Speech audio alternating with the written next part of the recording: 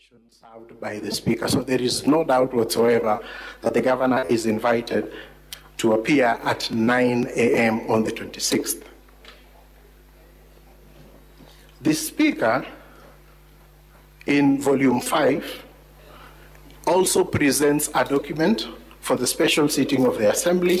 It is dated 23rd of June 2025, and that sitting is indicated to commence at 9 a.m.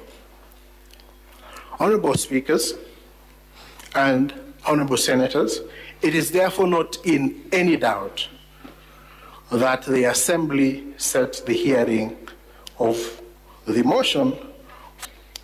It therefore follows that if the Assembly is to meet at any other time other than as set out in the standing orders, there must be a resolution to that effect.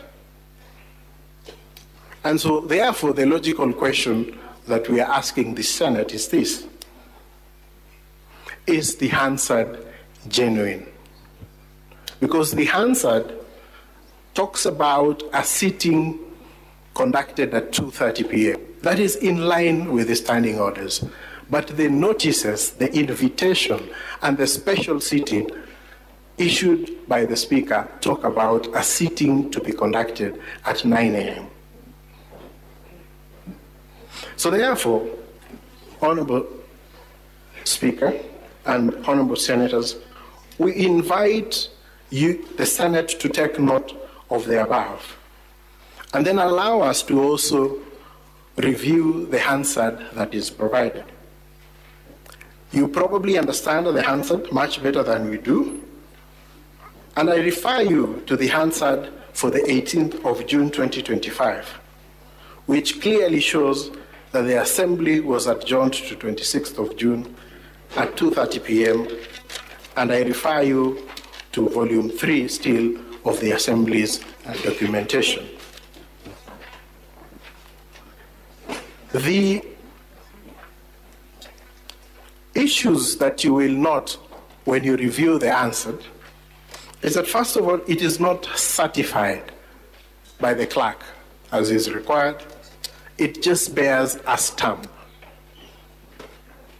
It is therefore our submission that these latent, open, obvious, and blatant contradictions and anomalies between the Hansard and other records provided by the Assembly are major indicators not only of misrepresentation, but that the documents presented by the Assembly have been cooked and generated outside of the Assembly.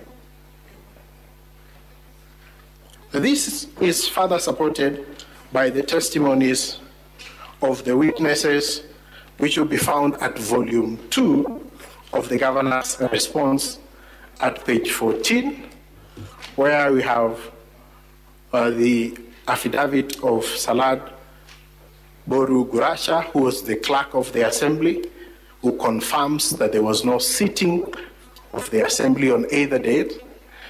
There is an affidavit by the Leader of Majority, Diba Ali, at pages 41 to pages 45, who confirms there was no sitting of the House Business Committee to deliberate and set out the order papers. Further, we have the affidavit of Shaban Mzungu, who was in charge of security at the Assembly on that particular day, and he confirms that there was no sitting of the Assembly.